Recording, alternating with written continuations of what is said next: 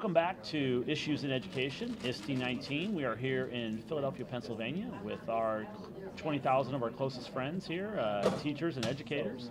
And on this edition, we have Amanda Dykes. So Amanda is an educator in Alabama. We're going to talk a little bit about what she's doing in her classroom and how she's supporting teachers in that work as well. So welcome. Thanks. Yeah, thanks for being here. And yeah, tell me a little bit, what's your class schedule look like and where are you currently serving kids? I'm in a middle school right now.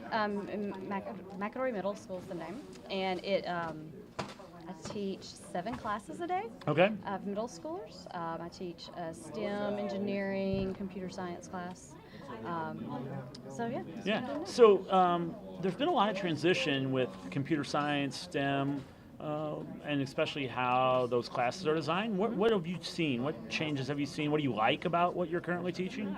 I see that there's a lot more engineering starting to be pulled into them. Okay. It's not just here's how you code. There's a lot of problem solving, going through that engineering cycle where you have to question, you have to prototype, those type things, which is really cool. I think sometimes we get a lot of wrapped up in the coding part, which is not really, we want people to think that way, but different coding languages change over the years, and so we don't need to focus so much on that as much as the problem solving. Yeah, and I think that's always the case. Problem solving is one of those skills that's never going away. It's a modern skill. It's one that we'll always be doing. And coding's a vehicle for that. Mm-hmm. And I do worry that sometimes we're kind of in this thing of everyone needs to code. Coding's the next foreign language. I think it's important, but we can tip the pendulum to too much the wrong way. Yes. Yeah. Yes, and it's more mathematical skills and stuff before we talk about foreign languages and stuff like that too. So your kids are producing some great things. You got some great projects out of your kids. Talk a little bit about what your kids are able to produce and some of your favorites. So this past year we've done a lot with 3D printing.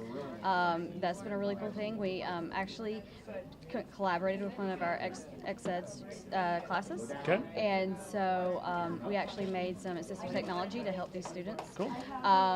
A lot of the things we've done with 3D printers, we've had interviews with teachers, and so they would look at a problem a teacher was having so they could solve it.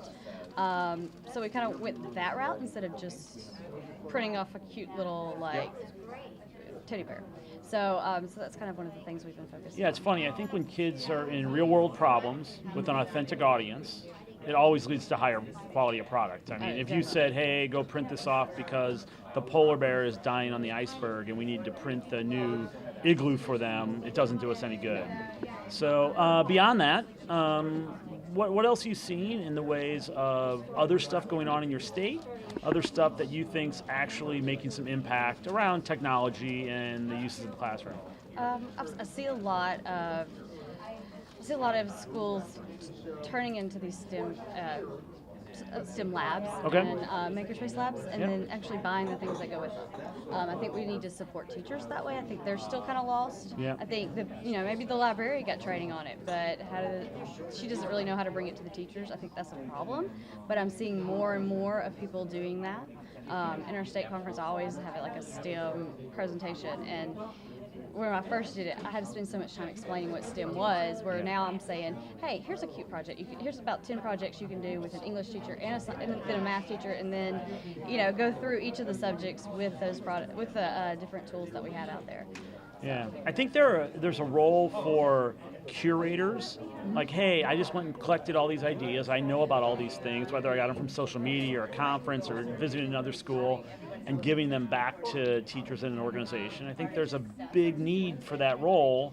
And then people that know that you'll walk side by side with them while you're doing the projects. Yeah, and that was before I was in the classroom. That was pretty much my job. I mean, so I would bring these to them, and we would do just a hands-on workshop where it was more of free play, and they had little cards that say, "Can you do a math project with this?" And that way, it was more authentic, and they were actually building the stuff. And so I think that's really important for them.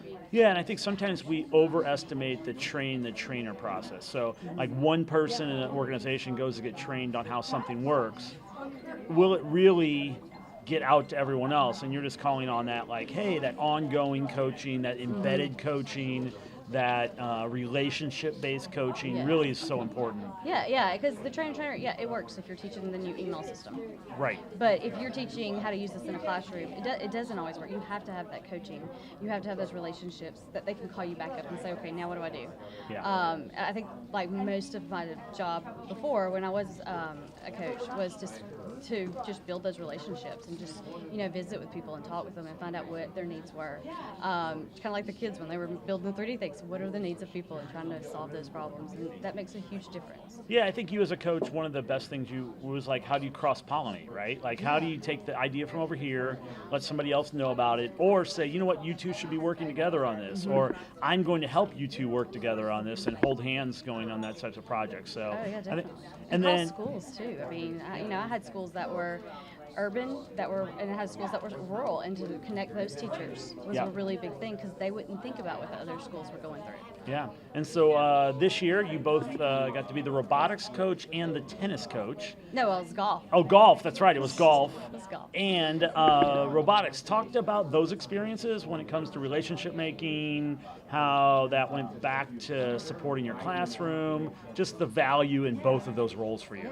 Yeah, I guess it's back to that coaching thing where you are building those relationships, even though I was, just a robotics coach and I didn't really know what I was doing. I had to learn along with them, and they liked the idea that I was learning along with them. I bet so. And that because they would find out something on the internet. No, it says that during the competition you've got to do this, and I'm like, oh, I had no idea. Okay, everybody come over here, let's figure this out. And it was a lot of that. I think the students that were in my robotics team, who were also in my class, there was a huge relationship with that, difference. Yep. They felt like they could come and talk to me, and the same with my golf. I mean, it was golf, but when you're walking 9 holes, you got a lot to talk about. So that was kind of a big part of it too. And it's different. It's funny how those students, when you get back in the classroom, look at you different and have those different kind of conversations. Yeah, I would definitely say that no matter what comes down the road, there's been value in the work that over the last year, the projects you've done to really get some empathy of being back in the classroom. Oh, definitely. Yeah, and then so you're here at ISTE. You've been to ISTE how many times now? This is my 10th time. 10 times to I know, ISTE, right? She has me beat there. What have you seen over the years that have changed? This year feels different for me. I don't know why, but what are you seeing that you didn't see 10 years ago? 10 years ago, I would say it was all about what kind of apps were out there, what kind of tools, what kind of computers. I mean, think about this. We didn't have Chromebooks like the first ISTE I went to.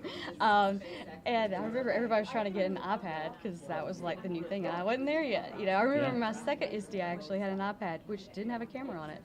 Right, the first one didn't, the right? First yeah. One. And I was like, going to see if I could take a Chromebook, the iPad with me all day instead of using a real computer. Yeah. Like it was like a big thing. So I think that was a huge part of it, and now you see. Maybe there are still products out there, but they're talking about robots, and they're talking about all these things that are just totally different. I can remember when I went to NASA a few years ago, and we talked about, I sat down with the administrator for NASA, and he was like, we don't have anybody teaching STEM in the class. Will I Am came and was talking about, oh, let's start these after-school programs, and I was like, why can't we have these during school? Schools will never do that. Schools will never buy a 3D printer. Schools will never buy robotics. Schools will never buy that. And here we are today, and it's such a wonderful thing to see. It's almost kind of like, at first it used to be me trying to get people just to touch them, and now it's like, let's build lesson plans with them. And I think that's kind of where they are. The sessions I've been to today have not talked about tools. Right. And the sessions that I was starring in my app, none of them talked about tools. It really and truly focused on the learning and the teaching and the professional development parts of it, the student authenticity, students have a choice. Yep. And I feel like that's kind of where we're going. I mean, I don't feel like the expo hall is as big as it was, just because I don't feel like that's where the focus has been. Yeah. Well, that's a good place to finish. I do think that we've changed over the course of the last 10 years in positive ways, and hopefully that's impacted learning in new and interesting ways. So, Amanda, thank you for being here. Thank you. And thank you to Issues in Education for continuing this conversation. This has been part of our ISTE 19 coverage in Philadelphia.